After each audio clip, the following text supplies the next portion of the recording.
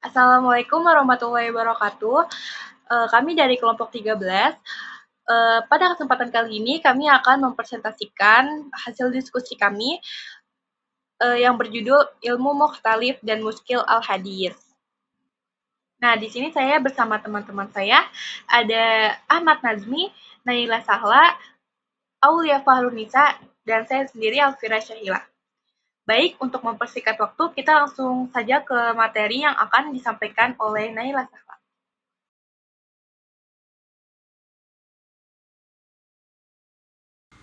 Definisi ilmu mukhtaliful hadis dan muskil al-hadis.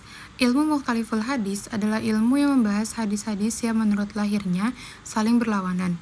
Untuk menghilangkan perlawanan itu atau mengkompromikan keduanya sebagaimana halnya, membahas hadis-hadis yang sukar dipahami atau diambil isinya. Untuk menghilangkan kesukarannya dan menjelaskan hakikatnya. Definisi al-muskil secara bahasa berasal dari kata syakala. Ibnu Faris berkata, kata syakala dalam kebanyakan bentuknya mengandung arti al-mumasalah atau persamaan.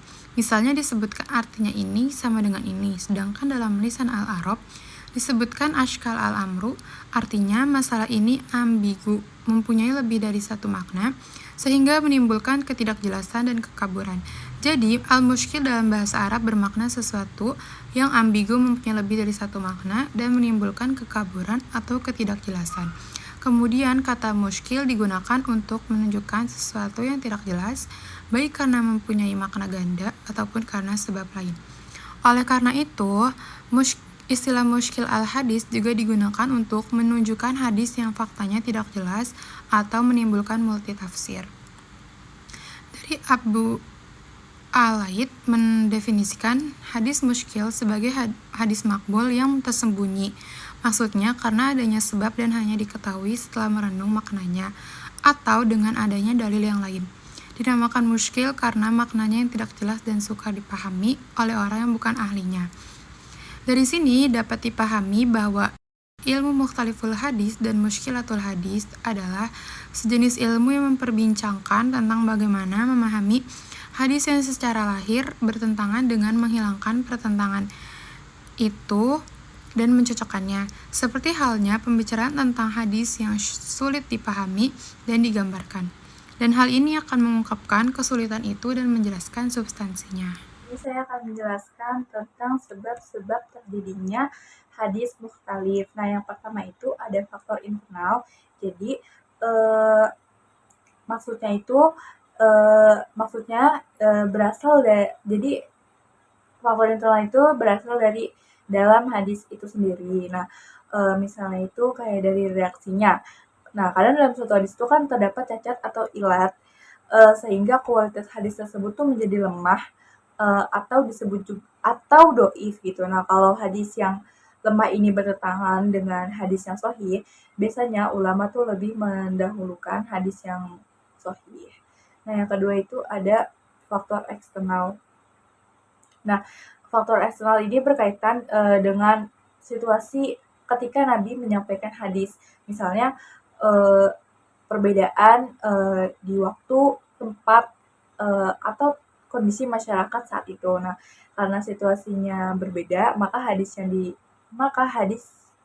yang disampaikannya itu juga bisa berbeda. Kayak sehingga tuh kayak terlihat seperti bertentangan, padahal tuh sebenarnya menyesuaikan dengan keadaan. Nah, yang ketiga itu ada faktor metodologi. Nah, faktor metodologi itu perbedaan cara ulama dalam memahami hadis. Nah, ada yang memahami hadis secara tekstual atau sesuai dengan bunyi teksnya saja.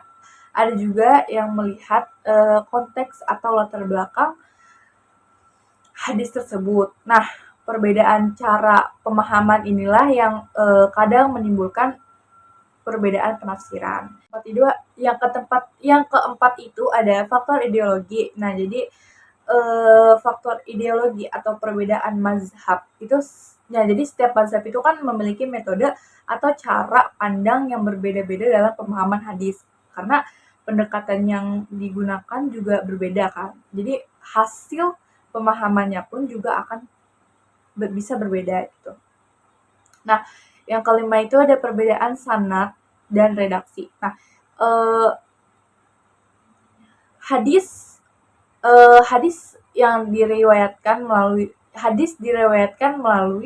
banyak jalur periwayatan. Nah, kadang jalurnya itu berbeda atau redaksi yang digunakan para perawi itu juga berbeda. Nah, walaupun maksudnya sama, tapi perbedaan kata-kata itu bisa membuat hadis itu terlihat berbeda gitu. Nah, yang keenam itu ada konteks historis atau asbabul al-wurud. Jadi itu latar belakang munculnya hadis gitu. Jika kita nggak tahu gitu situasi ketika hadis itu disampaikan, kita bisa salah paham dan mengira hadis itu bertentangan dengan hadis yang lain. Di sini saya akan membahas tentang sebab-sebab jadinya hadis muskil. Nah, yang pertama itu ada pertentangan hadis dengan dalil lain. Nah, jadi kadang suatu hadis itu terlihat bertentangan dengan ayat Al-Quran, hadis lain, ataupun ijma ulama. Karena itu, hadis tersebut dianggap muskil sampai ditemukan cara penjelasan atau penyelesaiannya. Nah, jadi hadis muskil itu kan bisa muncul ketika suatu hadis terlihat bertentangan dengan dalil lain. Nah, misalnya itu misalnya itu dengan Al-Quran atau hadis yang lain. Nah, tapi sebenarnya itu pertentangan itu hanya tampak saja dan perlu dikaji lebih dalam lagi oleh ulama. Nah, yang kedua itu ada makna hadis. Makna hadis yang samar atau sulit dipahami. Nah, ada hadis yang lafaz atau maknanya itu tidak langsung jelas sehingga itu menimbulkan kebingungan bagi orang yang membacanya. Nah, terus jadi kayak kadang tuh kan ada hadis yang menggunakan bahasa yang maknanya itu tidak langsung jelas. Nah, karena itu hadis tersebut terlihat sulit dipahami dan disebut hadis muskil. Nah, yang ketiga itu ada keterbatasan pemahaman manusia. Nah, hadis bisa terlihat bermasalah karena keterbatasan kemampuan manusia dalam memahami makna teks hadis. Jadi maksudnya itu sebagian hadis menjadi muskil bukan karena hadisnya itu bermasalah, tetapi karena manusia itu belum sepenuhnya memahami maksud dari hadis tersebut. Nah, yang keempat itu ada perbedaan penafsiran ulama. Perbedaan metode dan pendekatan